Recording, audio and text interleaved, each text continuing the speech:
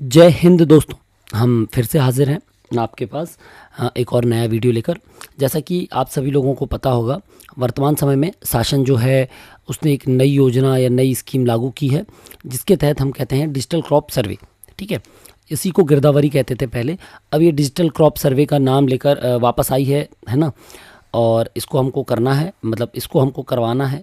और यह सबसे महत्वपूर्ण कार्य है जो एक ज़मीन से जुड़े हुए व्यक्ति, जो किसानों से जुड़ा हुआ व्यक्ति है उसके लिए, है ना, या किसान है उसके लिए भी ये बहुत महत्वपूर्ण है, क्योंकि इसी के आधार पे उसके बाकी के सारे कार्य, फसल संबंधित कार्य जिसमें एमएसपी निर्धारण, उपार्जन, पंजीयन, फसल कटाई या उसका फिर सांख्यिकी के संबंध में, उत्पादन के संबंध में, ठीक है, या आपके जो कीटनाशक वगैरह उपयोग होते हैं उनके संबंध में पूरी जांच इसके आधार पे ही होती है। कितनी फसल कैसी, कहाँ पर कितनी बोई गई है।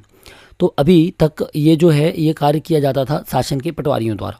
राजस्व विभाग के अंतर्गत पदस्थ जो पटवारी होते थे, केवल वह यह कार्य करते थे।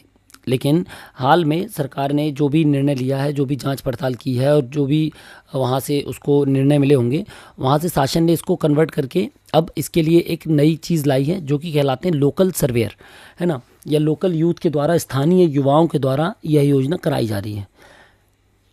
एक पटवारी के पास 10 गांव होने से, और मौसम ऐसा है कि कई बार त्रुटियां जो हैं वो कुछ स्तर पे दिक्कत कर रही थी, इस कारण से शासन ने यह निर्णय लिया होगा, ऐसा हम मान लेते हैं, है ना। तो सबसे पहले इससे पहले कि हम डीसीएस क्या है, कैसे करना है, कौन कौन कर सकता है, ये जानें, इससे पहले हम जान लें उसकी नियमावली या उसके निर्देश। सबसे महत्वपूर्ण है निर्देश। यदि आप निर्देश पूरे पढ़ लेते हैं अच्छे से, तो आपकी आधे से ज़्यादा जो आशंकाएं हैं डीसीएस को लेकर वो दूर हो जाएंगी। जैसे बहुत सारे लोग बोल रहे हैं कि कितना पैसा मिलेगा, कौन कौन को बना सकते हैं, और लोकल यूथ कौन वेरीफाई करेगा, कितने खसरे एक व्यक्ति को देने हैं, है ना, कहाँ से होगा, जैसे हमारे गांव में कोई काम करने वाला नहीं है तो क्या होगा, ऐसे करके बहुत सारे लोगों के मन में प्रश्न है। इसी प्रश्न का उत्तर लेकर हम आपके पास आए हैं, ये वीडियो लेकर या इस डिटेल को लेकर। ठीक है, तो चलिए शुरू करते हैं। सबसे पहले आप ये देख सकते हैं शासन का ये पत्र है, जिसमें उन्होंने साफ बताया है डिजिटल क्रॉप सर्वेक्षण जो है मौसम खरीफ 2024 का करना है। इसको करने के लिए इसमें सारा ऐप से इसको गिरदावरी को या डीसीएस के कार्य को करना है। डीसीएस कार्य है डिजिटल क्रॉप सर्वे, यह एक कार्य है जिसको करेंगे लोकल यूथ। ठीक है, तो इसका उपयोग करके जैसे मैंने आपको बताया, उपार्जन, फसल बीमा आदि योजनाओं के लिए किया जाता है गिरदावरी का, है ना। इसी गिरदावरी के कार्य को पारदर्शिता लाने के लिए और कार्य की सुगमता बढ़ाने के लिए, जो कार्य पहले 10 दिन या 15 दिन में किया जाता था, अब निरंतर 45 दिवस में किया जाएगा। जिसको कौन करेगा? जो आपके स्थानीय युवा हैं वो जियो फेंस की मदद से। जियो फेंस का मतलब होता है जो लोकेशन है उस लोकेशन पर जाकर, उस खसरे पर जाकर, वहाँ पर बोई गई फसल की फ़ोटो खींचकर यह कार्य करना है।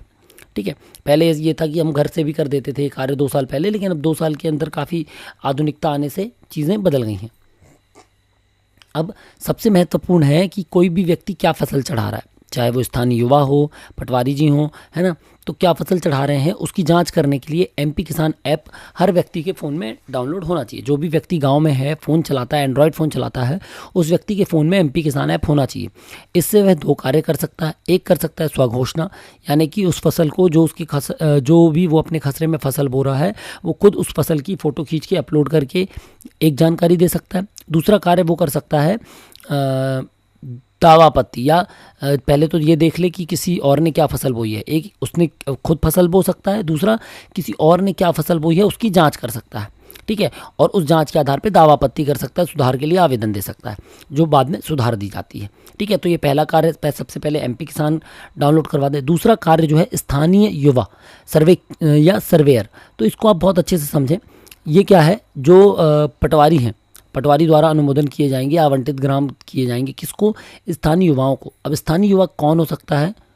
तो स्थानीय युवा कोई भी 18 वर्ष से 40 वर्ष के मध्य का व्यक्ति हो सकता है। ठीक है, 18 वर्ष से 40 वर्ष के मध्य का कोई भी व्यक्ति हो सकता है। इसका पंजीयन एमपी भूलेख पे किया जाएगा। कैसे किया जाएगा? तो देखिए, ये है एमपी भूलेख, है ना। हम आते हैं इसके होम पेज पे। होम पेज पे जाएंगे तो सबसे पहले हमको क्या करना है? डाउनलोड कर लेना है। क्या डाउनलोड करना है? सिस्टम की आवश्यकता पे क्लिक करेंगे। ये देखिए यूज़र रजिस्ट्रेशन फॉर्म पे क्लिक कर देंगे। जैसे ही आप यूज़र रजिस्ट्रेशन फॉर्म पे क्लिक करेंगे एक रजिस्ट्रेशन फॉर्म जनरेट हो जाएगा।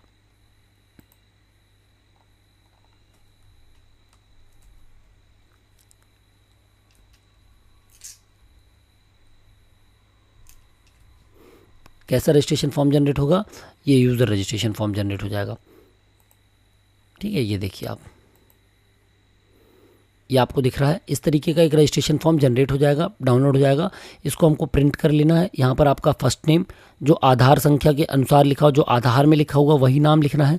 Fathers name, gender, date of birth, आपकी एक photo, email ID, mobile number. ठीक है, और यहाँ पर एंड्रॉयड वर्जन आपके पास 6.0 या 6+ से अपडेटेड एंड्रॉयड फ़ोन होना चाहिए। ठीक है, जो लेटेस्ट फ़ोन है वो होने चाहिए। उसके साथ उस पर जैसे ही क्लिक कर देंगे, लोकल यूथ, आपका मोबाइल नंबर, आपका डिस्ट्रिक्ट, आपकी तहसील और आपका जो गांव है जहां से आप बिलोंग करते हैं, जिस गांव में आप ये कार्य करना चाहते हैं। ठीक है, शैक्षणिक योग्यता आपको लिखनी है। अब वापस आते हैं हम उसी पे। ये देखिए क्या बोल रहा है ये कह रहा है संबंधित पटवारी द्वारा आवंटित ग्राम में एक या एक से अधिक स्थानीय युवा का पंजीयन भूलेख से किया जाएगा। भूलेख से कैसे, ये फॉर्म डाउनलोड करेंगे। इस फॉर्म को डाउनलोड करने के बाद आप वापस भूलेख पे जाएंगे। ये देखिए, ये हम वापस भूलेख पे गए, हम होम पर गए। अब चूंकि ये क्या है, सरकार मतलब शासन का ही कार्य करने वाला है, तो यह व्यक्ति इंटरनल यूज़र के तहत रजिस्टर किया जाएगा। रजिस्टर के लिए क्लिक किया आपने। अब रजिस्टर के लिए जब ये केवाईसी मांगेगा, सबसे पहले तो केवाईसी यानी कि आधार संख्या के माध्यम से, जब तक आप केवाईसी नहीं करेंगे ये आगे का कोई भी कार्य नहीं करेगा।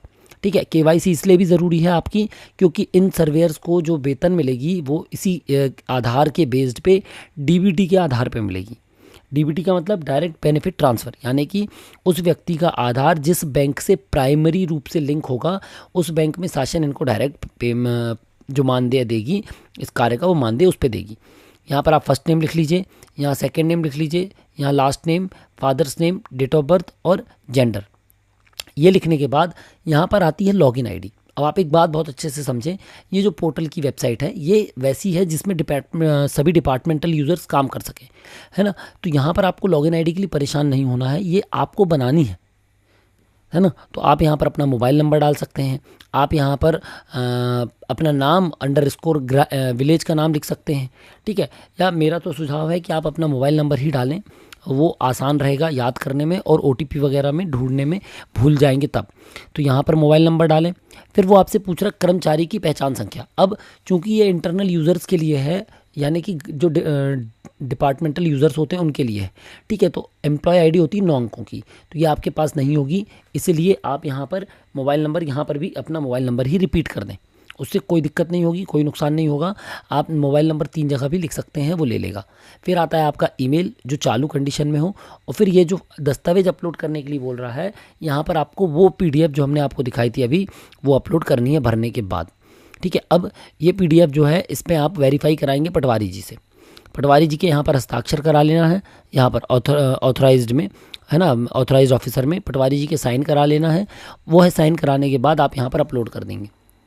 अब ये तो आपका बेसिक काम हो गया ऊपर का। अब आता है सबसे महत्वपूर्ण कार्य, यूज़र का प्रकार। तो ये है डिपार्टमेंट यूज़र।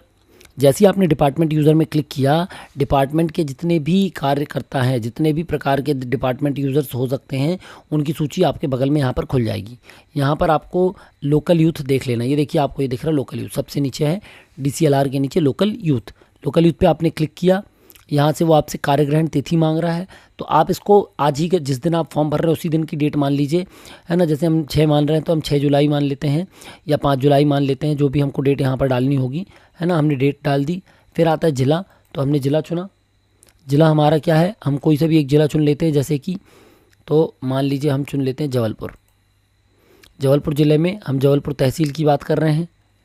ठीक है, जबलपुर तहसील में हम गाँव पे जाएंगे, तो गाँव पे ये देखिए जैसे हमने करेली लिखा, यहाँ पर आ जाएगा कि किन पटवारी जी के पास वेरिफिकेशन के लिए जाएगा, तो ये देखिए पटवारी जी का नाम आ गया। ठीक है, ऐसे ही यदि हम किसी और ज़िले में क्लिक करते हैं,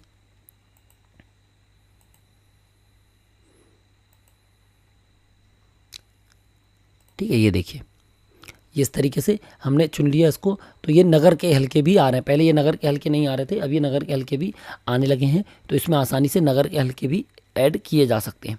यहाँ पर वेरीफायर का नाम आ जाएगा, जैसे ही पटवारी जी का नाम आ जाएगा तो ये, हम तो बाहर से ही कर रहे थे, 1 मिनट कोई बात नहीं। लॉगिन इंटरनल यूज़र, केवल हमको यहाँ पर जाना है, जिला है ना नर्मदापुरम, तहसील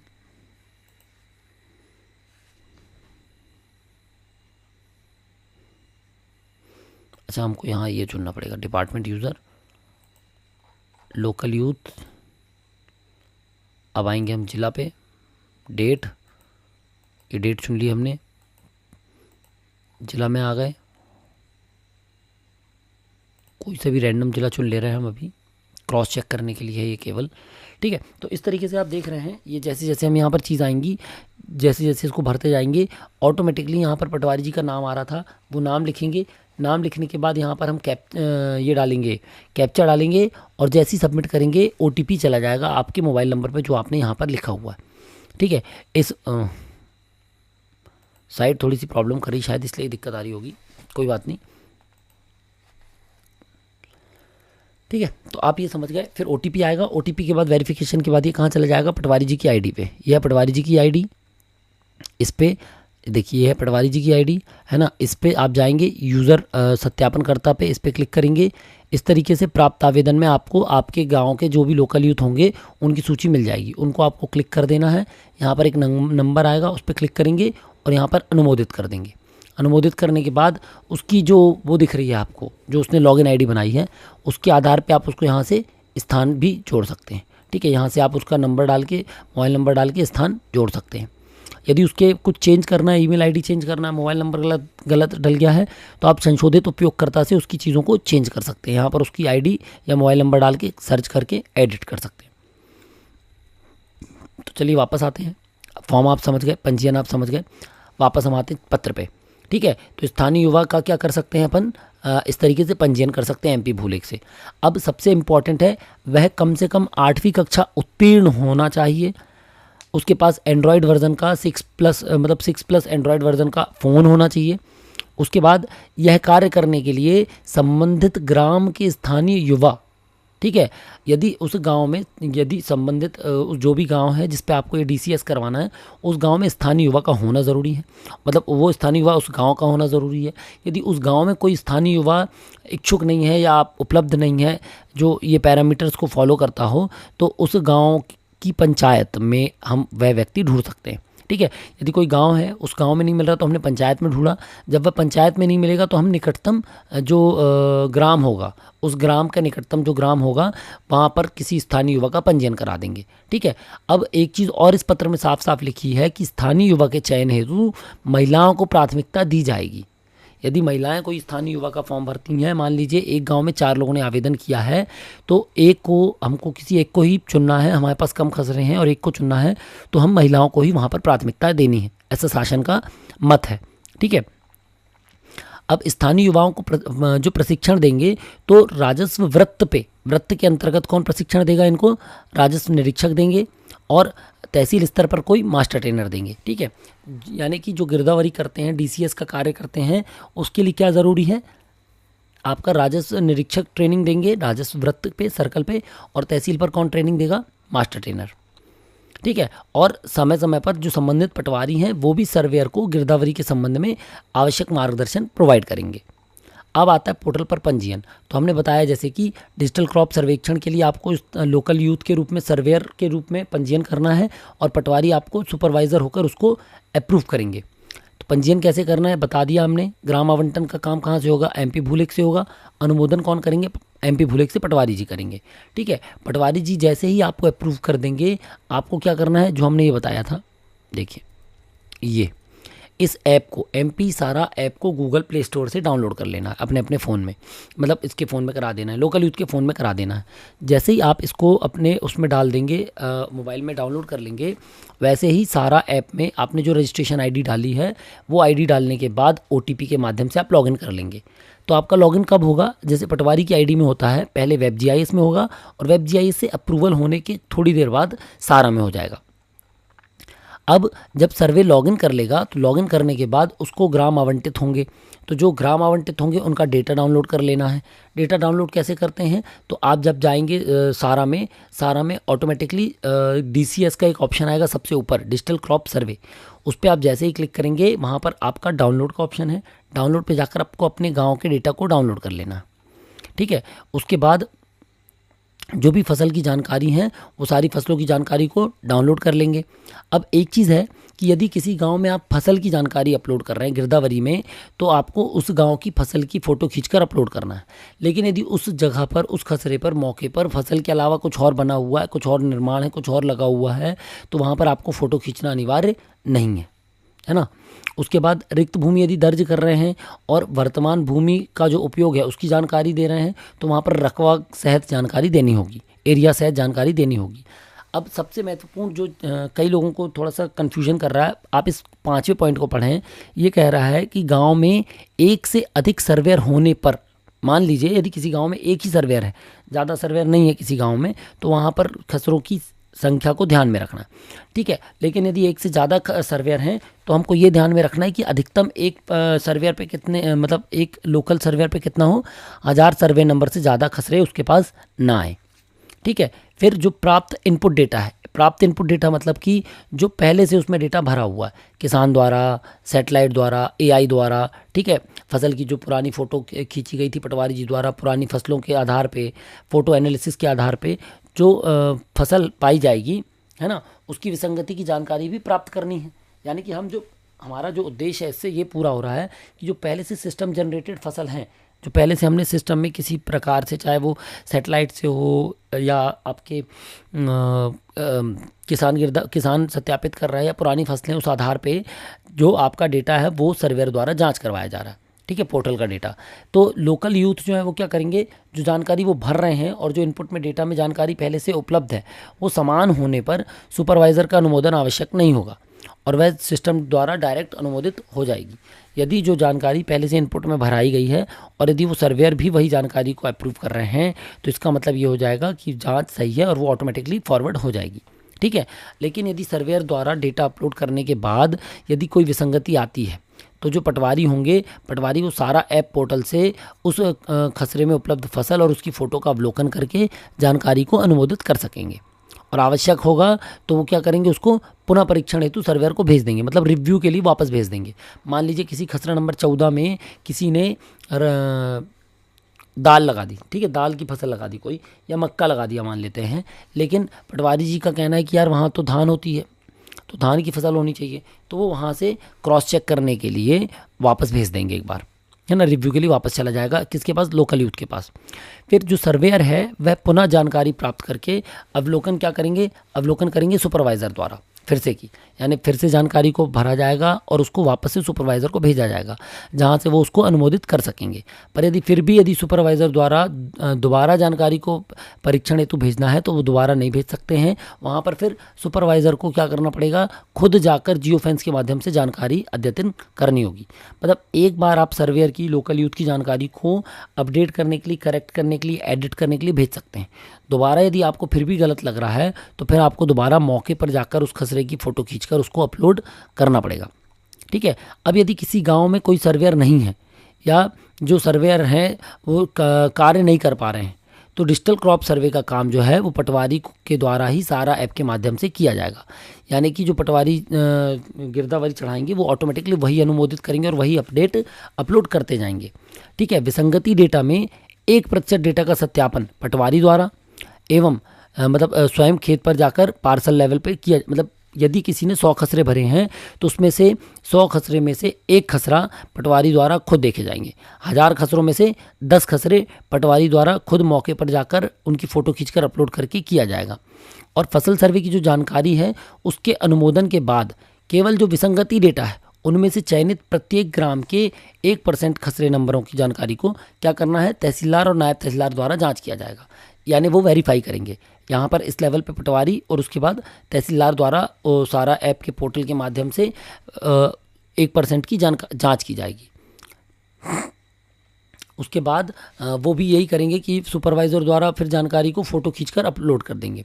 अब जो सुपरवाइज़र है वह पुनः अद्यतन जानकारी प्राप्त होने पर वेरीफायर द्वारा उक्त जानकारी का अनुमोदन कर सकेंगे, यानी कि जो सुपरवाइज़र जानकारी को अपडेट करेंगे, सुधारेंगे, वेरीफायर उसको दोबारा फॉरवर्ड कर देंगे, लेकिन दोबारा फिर से कि वापस नहीं भेज सकते। जैसे पटवारी नहीं भेज सकते तो वैसे ही तहसीलदार या वेरीफायर उसको वापस नहीं भेज सकते। फिर तहसीलदार या वेरीफायर को मौके पर जाकर उनको फ़ोटो खींचकर फसल की अपलोड करना पड़ेगा।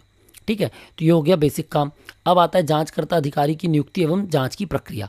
तो जो पटवारी है उनके द्वारा जो जानकारी को अनुमोदित किया जाएगा उसको प्रत्येक वर्ष मौसम हेतु 20% ग्रामों का चयन सिस्टम द्वारा किया जाएगा, यानी कि कौन से खसरे आपको चेक करने हैं इसकी 20% ग्रामों के जो चयन है वो कौन करेगा, सिस्टम करेगा।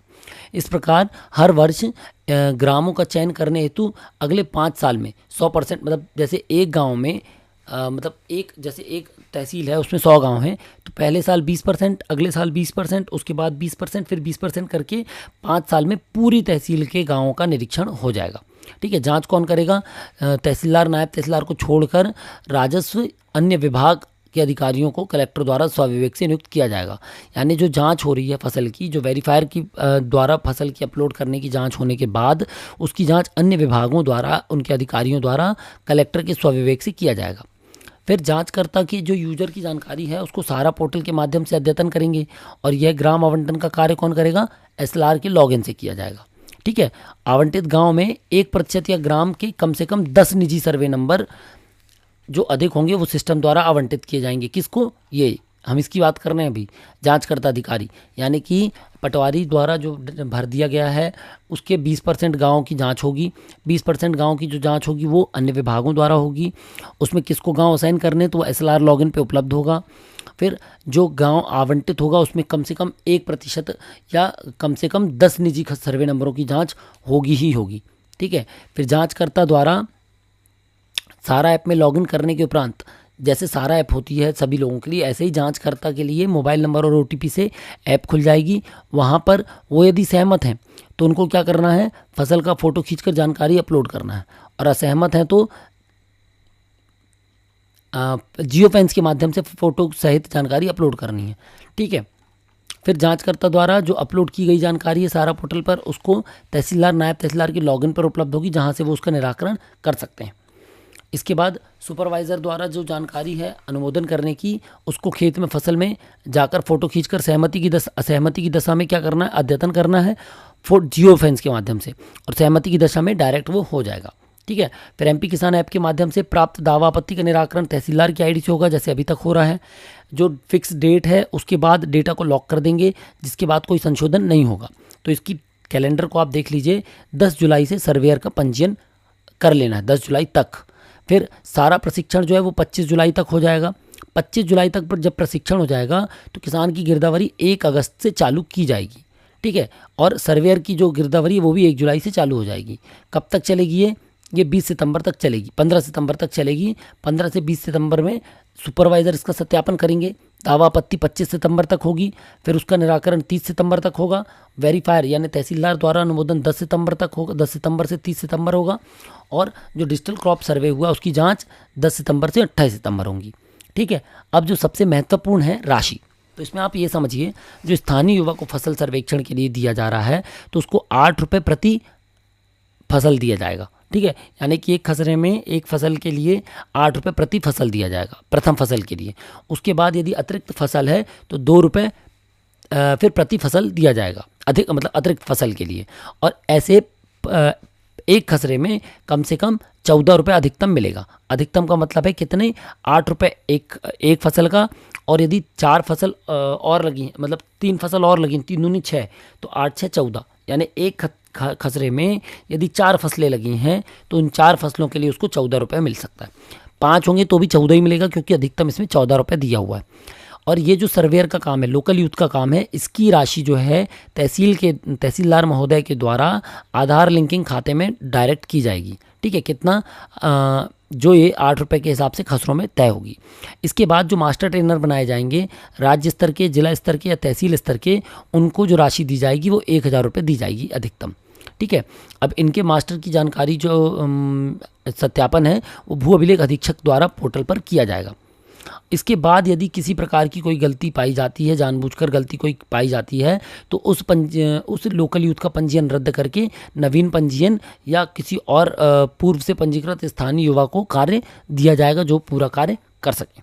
ठीक है, तो ये हमने आपको पढ़कर बता दिया पत्र, और पत्र के साथ साथ हमने आपको बता दिया क्या बेसिक काम होंगे। ठीक है, तो ये जो है एक है पटवारी के लिए क्या क्या काम है और एक जो पूरा होना है।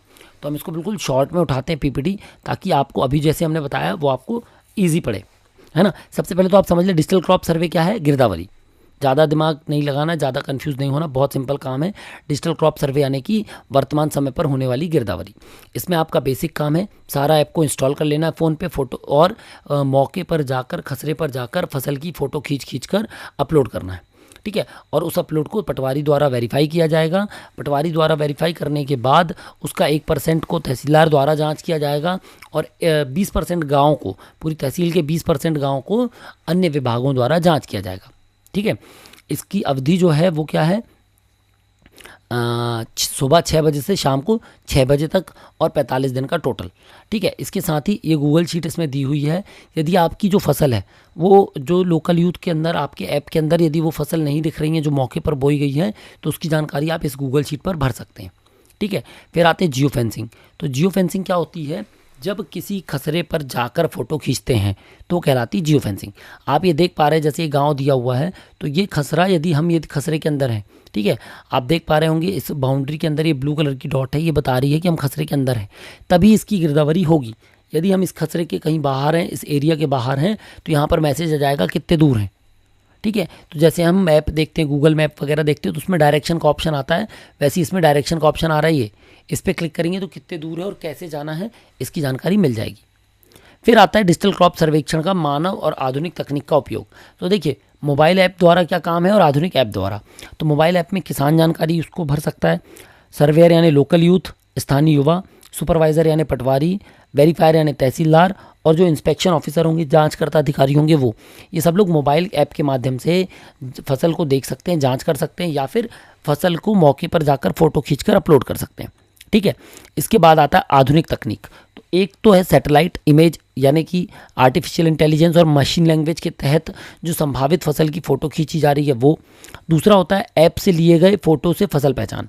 जो आप फ़ोटो खींच रहे हैं, ठीक है, आपने चढ़ाया गेहूँ तो, या आपने चढ़ाया धान, तो धान की आपने जितने बार भी फ़ोटो खींची उन सारी फ़ोटोज़ के हिसाब से एक डेटाबेस तैयार होता है जो ये अप्रॉक्सीमेट कर लेगा कि यदि फ़ोटो में कोई फसल ऐसी दिख रही है तो ये धान हो सकती है या होगी। ठीक है, तीसरा है पार्सल जियो फेंस, वही जो खेत पे जाकर आपको फ़ोटो खींचकर फसल की अपलोड करना है।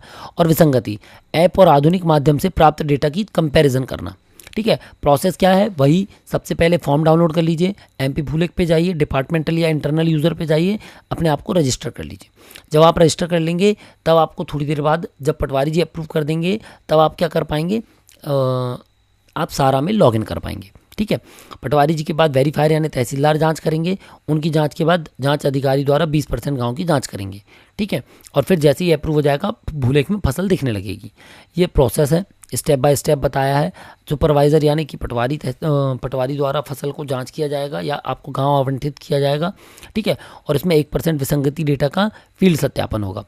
तो यहाँ तक आपने देखा 20%, फिर फसल सर्वेक्षण का अंतिम अनुमोदन, उसके बाद फसल अद्यतन और स्थानीय युवा को भुगतान, यानी 11वें स्टेप पे जब पूरा कार्य हो जाएगा तब स्थानीय युवा को भुगतान किया जाएगा। टाइम टेबल यही है जो पिछली बार बताया था आपको, प्रोसेस वही है। आधार OTP से सारा ऐप में लॉगिन कर लेना है। ठीक है, 6+ वर्जन होना चाहिए, 18 से 40 साल होना चाहिए, उम्र 8वीं कक्षा उत्तीर्ण होना चाहिए और महिलाओं को प्राथमिकता दी जाएगी। इसको पटवारी जी अप्रूव करेंगे। ठीक है, ये देखो इसमें दिया हुआ डाउनलोड्स में ये बता रहे हैं फॉर्म कहाँ से डाउनलोड करना, आपको इस तरीके का फॉर्म आएगा। इसके बाद रजिस्टर करना है। रजिस्टर करने के लिए हमने आपको बताया इस तरीके से आप यहाँ पर पूरी डिटेल भर दीजिए, नाम, मोबाइल नंबर, ईमेल आईडी, क्या कहते हैं कर्मचारी संख्या, मोबाइल नंबर, ये सब भरने के बाद यहाँ पर आपने तहसील और गांव लिख दिया। जैसे ही गांव लिखा, ये देखिए मैंने आपको बताया था, सबमिट पे आप क्लिक करेंगे, इस तरीके का ऑप्शन आ रहा है, ये OTP वाला। ठीक है, इस पर क्लिक करेंगे, ये नंबर वेरीफाई हो जाएगा। दूसरा ये देखिए, ये आ गया मैसेज, आपकी जानकारी सफलतापूर्वक जांचकर्ता के पास भेज दी गई है। ठीक है, इस तरीके से आप भर सकते हैं। केवाईसी करेंगे तो ये हो जाएगा, गेट सिस्टम इन्फो में आपका सिस्टम रजिस्टर हो जाएगा।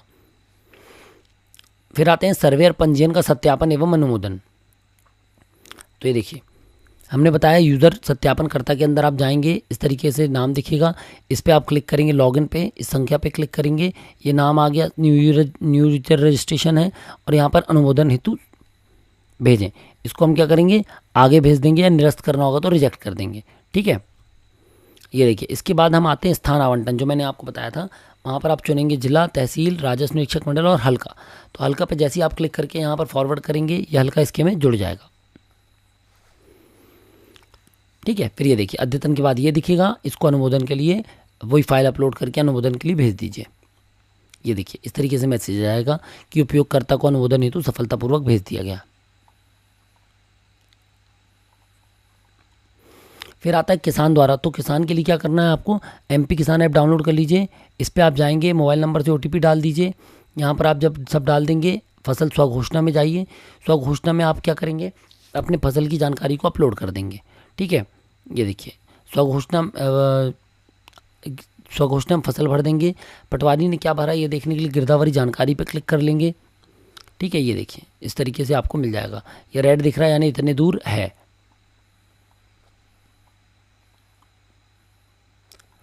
ठीक है, ये हो गया। जैसे ही आपने इसको ओके किया, ये देखिए, मतलब एक किसान होने के नाते आपने जैसी ये जानकारी ओके करके अपलोड कर दी, ये सर्वर पे चली गई है ना, और ये सक्सेसफुल दिखा रहा है। इस तरीके से हम सारी फसलों में चढ़ा सकते हैं।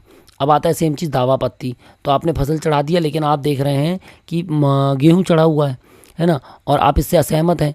यहाँ पर नीचे आ रहा है दावा पत्ती का ऑप्शन, हमने दावा पत्ती पे, देखिए दावा पत्ती पे क्लिक किया, इस तरीके का विंडो खुल जाएगा कि हमको क्या करना है। ठीक है, तो हमने उस पर क्लिक करके हमने अपनी फसल को चढ़ा दिया। मान लीजिए उन्होंने गलत फसल चढ़ाई थी, तो हमने यहाँ पर सही फसल चढ़ाकर अपलोड कर दिया। ये देखिए, आ गई फ़ोटो। यहाँ पर हमने क्या चुना, फसल का प्रकार, बीज का प्रकार, बोने का प्रकार, और सिंचित असिंचित और डेट। ठीक है, 4-5 चीज़ हमने यहाँ पर लिख ली। अब जो वो क्या कह रहा है, आपको मैसेज दे रहा है कि यदि आप पहले से ही खसरे में भरी हुई फसल पर असहमति दे चुके तो क्या आप दावापत्ती करना, मतलब आप पहले ही एक बार यदि आपने दावापत्ती दे दिया तो आपसे फिर भी पूछ रहे कि आपको दोबारा तो दावापत्ती नहीं देना है। ठीक है, फिर आ गया आपका सर्वेयर द्वारा। तो सर्वेयर में आप देख सकते हैं, अभी तक ये आ रहा था पटवारी अन्य, अब आ गया लोकल यूथ। यहाँ पर आप जाएंगे, लोकल यूथ, मोबाइल नंबर डालेंगे या जो भी आप रजिस्ट्रेशन ID बनाएंगे उस पर क्लिक करके जमा करें।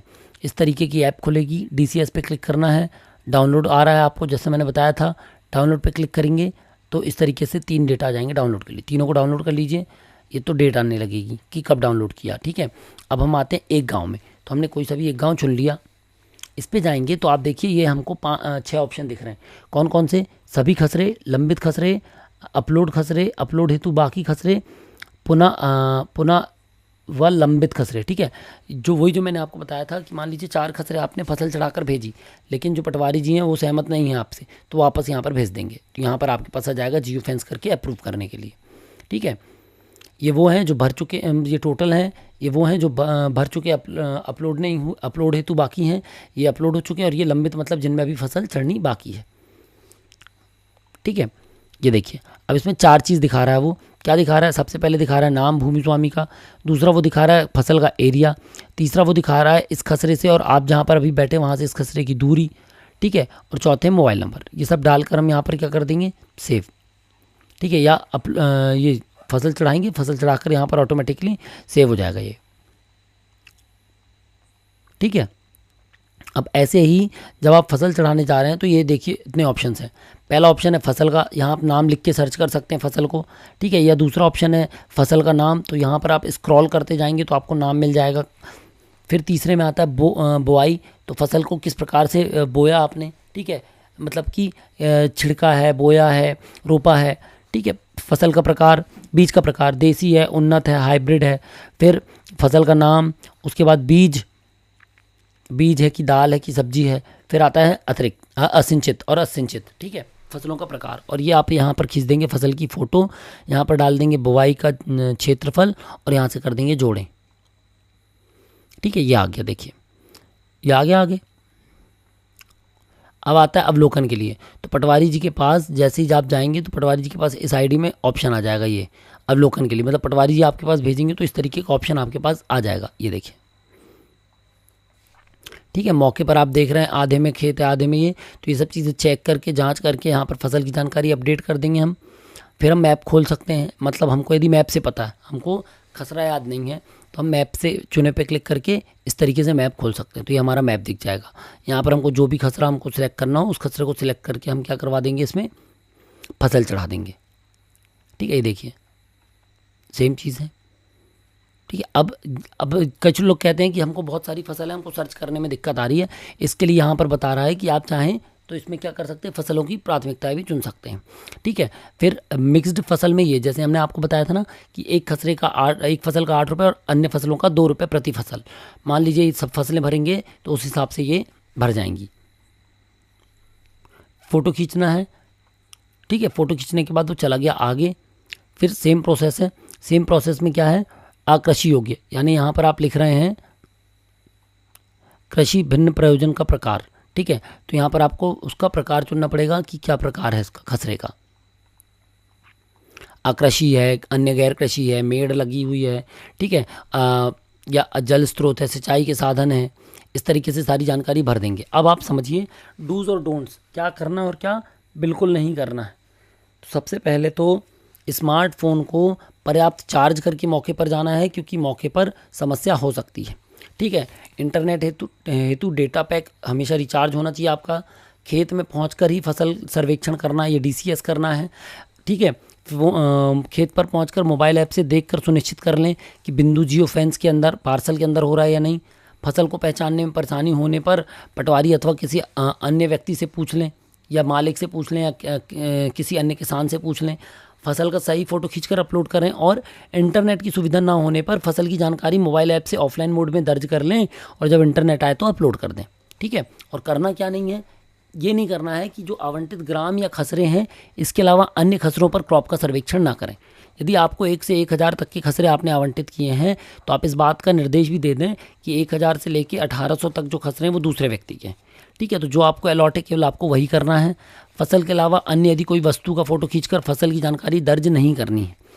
नई तकनीक जो AI और ML के माध्यम से फ़ोटो आई हैं उनको भी देखकर फसल का नाम पता लगाया जाएगा, और आपकी फसल की और उस फसल में भिन्नता होने पर वेरीफायर द्वारा जांच कराई जाएगी। ठीक है, क्षेत्र का बहुत ध्यान रखें, क्षेत्र गलत सही न डालें। अब आया पटवारी पे, तो पटवारी की लॉगिन पे आप जाएंगे तो पटवारी की लॉगिन पे ये DCS है। डाउनलोड में हम गए, हमने सारा डेटा डाउनलोड कर लिया, हमने गाँव पे क्लिक किया।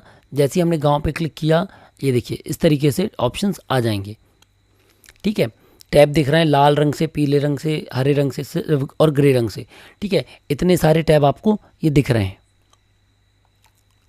ये देखिए, अब हम यहाँ पर क्लिक कर रहे हैं तो इस तरीके से जो खसरे हैं वेरीफायर के लिए किसके पास, सुपरवाइज़र के पास, सर्वेयर के सर्वेक्षण की जानकारी का परीक्षण, तो ये इस तरीके से उपलब्ध हो जाएगा। ठीक है, मतलब हमको जांच बस करनी है, फसल चढ़ चुकी है, फसल पे हम केवल जांच करेंगे। अब ग्रे वाले वो हैं, ग्रे वाले कौन से हैं, जो आपके टैब में वो मतलब पीले वो हैं जो भर चुके हैं, अपलोड होना बाकी है, हरे वो हैं जो अपलोड भी हो चुके हैं, लाल वाले वो हैं जिनमें फसल चढ़ना बाकी है। और यदि कोई खसरा है ग्रे रंग से, ये देखिए क्रॉस आइकन भी स्क्रीन पर प्रदर्शित होगी, अर्थात जिस खसरे को वेरीफायर द्वारा रिजेक्ट कर दिया गया है उन पर तहसीलदार द्वारा ही कार्य किए जाएंगे। ठीक है, वेरीफायर ने यदि कोई रिजेक्ट कर दिया तो वो वहीं से वो कर सकते हैं। अब देखिए ये है जो किसान द्वारा भेजी गई है, इस पर हमने क्लिक किया तो ये जानकारी आ रही है, किस कोऑर्डिनेट से भर के हमने फसल भेजी ये हमको दिख गई। अब रिव्यू के लिए भेजें और सहमत, तो इस पर हम जैसे ही क्लिक करते हैं रिव्यू पे तो उसमें ऑप्शन आ रहा है कि फसल गलत है, फसल का क्षेत्रफल गलत है, या सिंचाई की स्थिति गलत है। इस पर या तो हम सेव कर देंगे या हटाए कर देंगे। इस तरीके से ये हरे होते जाएंगे। ठीक है, और ये पीले वाले जिनको अपलोड करना पेंडिंग है। इस तरीके से फसल की जांच हो जाएगी। जब ये सर्वेयर से तहसीलदार की हो जाएगी, तहसीलदार के बाद बीच में कौन करेगा, इंस्पेक्शन ऑफिसर्स करेंगे। ये देखिए वही फसल का नाम जोड़ें, फसल का प्रकार, विधि। ठीक है, फसल के इतने सारे प्रकार हो गए, सेम प्रोसेस उनके लिए भी रहेगी। इस तरीके से इनके लिए डूज और डोंट्स हैं कि सर्वेयर को ही फसल सर्वेक्षण करने दें, पहले से उनको फसल सर्वेक्षण करने दें तो उनको फसलों का आइडिया हो जाएगा एग्जैक्ट। ठीक है। फिर तहसीलदार द्वारा क्या करना है, तो तहसीलदार का यहाँ पर लॉगिन है सारा में। जैसे ही आप इस पर क्लिक करेंगे, डेटा डाउनलोड का ऑप्शन है, डाउनलोड कर लिया हमने, ये आ गया डाउनलोड। डाउनलोड पे हम कोई गांव पे गए तो जिस गांव पे हम जाएंगे उस गांव पे ये डेटा दिख रहा है, ठीक है। लंबित में दिख रहे हैं सारे के सारे रेड खसरे। इसको हम अप्रूव कर देंगे वेरीफाई करके, ये देखिए इस तरीके से। तो फिर ये चला आएगा आपका कहाँ पर, जांच के लिए जो लंबित हैं, ठीक है, रिव्यू के लिए। और अब आता है आपका सारा से पोर्टल, तो देख लिया, ऐप देख लिया आपने। पोर्टल में सारा लॉगिन करेंगे तो यहाँ पर लास्ट में ऑप्शन आता है वेरीफायर एक्टिविटी। वेरीफायर एक्टिविटी में आपको जाना है। आप यहाँ पर जाकर क्लिक करेंगे जैसे ही, तो आपको पता चल जाएगा आपके कुल खसरे कितने हैं, कुल खसरों में से समीक्षा हेतु लंबित कितने हैं, सत्यापित कितनों का कर दिया गया है, पुनः कार्य हेतु कितने भेज दिए गए हैं, ठीक है, अस्वीकार या रिजेक्ट कितने किए हैं, रिव्यू पश्चात जो ग्राम है वो कौन कौन से ग्राम बच रहे हैं, उसके बाद अनुमोदन हेतु कितने पेंडिंग है, ठीक है, और अनुमोदन हेतु लंबित, और लास्ट रिव्यू हेतु रिव्यू पश्चात स्वयं द्वारा अपलोड, यानी रिव्यू के बाद जो हम खुद अपलोड करेंगे, ठीक है। ये देखिए डैशबोर्ड है, इसमें आपकी फसल की जानकारी फोटो के साथ पता चल जाएगी, ठीक है। और एक कोऑर्डिनेट पता चल जाएंगे। नक्शा देखें पे क्लिक करेंगे तो इस तरीके से नक्शा खुल जाएगा, और आपने कहाँ से फ़ोटो खींची, नक्शे किनारे बैठ के, बीच में बैठ के, वो भी दिख जाएगा। इस तरीके से ये फसल का अपलोड का ख़त्म हो गया। अब आता है वेरीफायर, तो आपत्ति का निराकरण वही है। ये देखिए यहाँ पर आ रहा है किसान द्वारा गिरदावरी के टाइम, तो यहाँ पर आपने क्लिक किया, यहाँ पर ग्रामवार आप सर्च करेंगे तो आपको इसकी सूची मिल जाएगी, और इस सूची पर फिर अपन यथोचित कार्रवाई कर लेंगे। ये आया आपका फसल की गई दावापत्ति। दावापत्ति में आपको लिखना है कि आप सहमत है तो क्यों, और असहमत है तो दावापत्ति में क्यों। मतलब किसान कह रहा है कि आपने धान बोई थी लेकिन किसान ने मक्का लगाया है, तो आप जांच कर लेंगे कि सही में उसने मक्का लगाया कि गलत लिखवा दिया। ये देखिए इस तरीके से हम इसको भर देंगे। ये कंप्लीट हो गया। फिर आता है वेरीफायर, तो वेरीफायर के लिए ये दिख रहा है आपको यहाँ पर इंस्पेक्शन विलेज असाइनमेंट। यहाँ पर हम जाकर 1% यानी 20 गाँवों को जिले के असाइन कर देंगे इनको, ठीक है। इनको असाइन करने के बाद अप्रूव हो जाएगा और इस तरीके से ये दिखने लगेगा, ठीक है। फसल वेरीफाई की प्रोसेस सेम है। यदि जियो फेंस कर रहे हैं, OTP डालें, मौके पर गए DCS पे डाले, कोई भी गांव पे क्लिक किए, किसी भी गांव पे क्लिक करेंगे तो कोई भी खसरा रैंडम जब हम चुन लेंगे उसकी जानकारी यहाँ से अपलोड होती जाएगी, ठीक है। ये देखिए ये आ गई, इस तरीके से मिल जाएगी हमको ग्राम की जानकारी। ये हो गया इंस्पेक्शन ऑफिसर का काम। फिर टिकट दर्ज। मान लीजिए आपको इस ऐप में या पोर्टल में कोई दिक्कत आ रही है जिसके कारण आप DCS का कार्य नहीं कर पा रहे, तो ये टिकट का टूल यहाँ पर दिया हुआ है। इस टिकट टूल पे आप क्लिक करके इस तरीके से डिटेल भर देंगे कि किस काम में कितनी समस्या आ रही है, और यहाँ पर आपका सारी नंबर मिल जाएगा, ट्रैकिंग नंबर टिकट का, ठीक है। तो वहाँ से भी आप इसको आराम से कर सकते हैं। अब मुझे नहीं लगता किसी को DCS समझने में समस्या आएगी। इसी को एक PPT और दी है जिसमें सिर्फ PPT में पटवारी का काम दिया हुआ है, ठीक है। तो हमने इसमें आपको डायरेक्ट इकट्ठे बता दिया है। ये दिशा निर्देश हैं, वो जो था आपका DCS का कार्य था पटवारी का, और ये जो आपको सामने दिख रहा है, ये जो PPT हमने बड़ी चलाई, ये पूरा कार्य है ना। लगभग इसमें सेम प्रोसेस है, सेम डेटा है, सेम सब कुछ है, पर आपको कार्य पता होना चाहिए क्योंकि अब आपको कार्य इसमें करना है या कराने हैं, ठीक है। तो इस तरीके से हमने आपको बता दिया डिजिटल क्रॉप सर्वे। इसमें यदि कोई और अपडेट आएगा तो हम आपको बताएंगे। तब तक आप बहुत ध्यान से सर्वेयर का चयन करें और उनको ग्राम आवंटित करते चलें, क्योंकि 10 तारीख से इसको जो है करना है, और DCS इन्हीं लोगों के द्वारा किया जाना, मतलब सब लोगों के द्वारा किया जाना DCS का कार्य, ठीक है। तो इसके लिए स्थानीय युवा सिलेक्ट करें और देख कर सिलेक्ट करें। और कोई आपको समस्या आए तो आप हमको कमेंट बॉक्स पे लिख कर बताएं। तब तक के लिए जय हिंद।